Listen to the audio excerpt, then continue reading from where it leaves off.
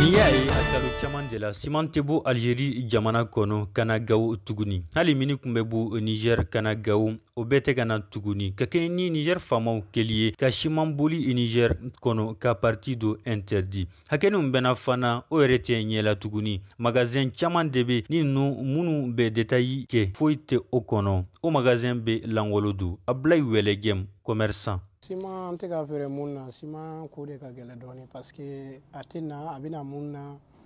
n'an taara u bɛ prix mun fɔ c'est pas possible an tɛ se ka san ka na feere yan nɔ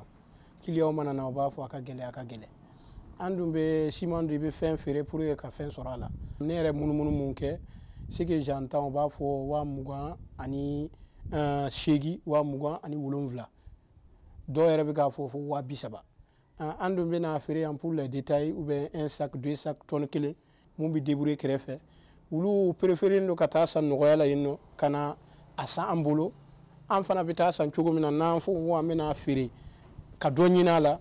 an bɛ dépasser du kɔnɔna na. Ka se ka siman sɔrɔ bi Gawo hali prix gɛlɛman la o bɛ ye baara ye bi fo i ka taa abakurunba feerekɛlaw fɛ yɔrɔ minnu kamiyɔnbaw bɛna siman jigi yeli nɔ an nana ka na kamiyon jɔlenw sɔrɔ siman bɛ ka bɔ u kɔnɔ Ibrahim Mamadu ale ye jagokɛla ye.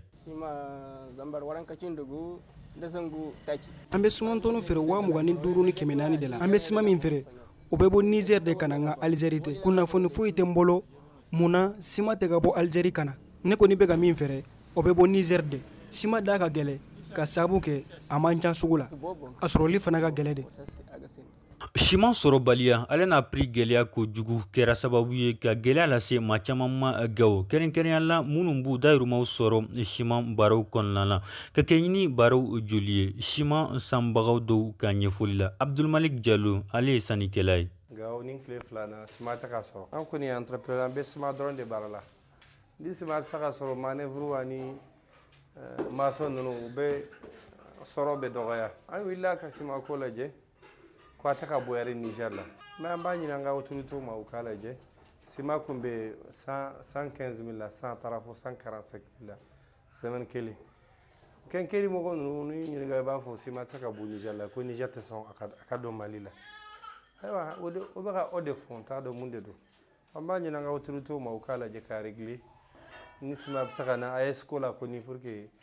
an ka jamana saba libre circulation des personnes et biens ka kɛ tiɲɛ yɛrɛ. Gawo sani ani feere directeur régional ka ɲɛfɔli la ko ale tɛ se ka i sɔnni sigi ni sɔngɔ kelen na siman ko la Gawo kɔnɔna na ko sabula siman bɛna tɔgɔ suguya bɛɛ lajɛlen la Gawo kɔnɔ ko ka taa sɔrɔ jamana faamaw ye siman sɔngɔ boloda ka bɛn sefa wari 23 ma jamana fan bɛɛ lajɛlen fɛ hakili jiginna Gawo région ka dala dumuniw ni simanw ni amɔgɔfɛn wɛrɛw de bɛ bɔ Niger ale ni Algérie jamanaw kan sabula sira min bɛ kɛ sababu ye ka Gawo ni Mali dugu wɛrɛw tugu ɲɔgɔn na gɛlɛya caman bɛ o kan depuis lawale jan Imadidine Umar Jalo VOA Bambara Gawo.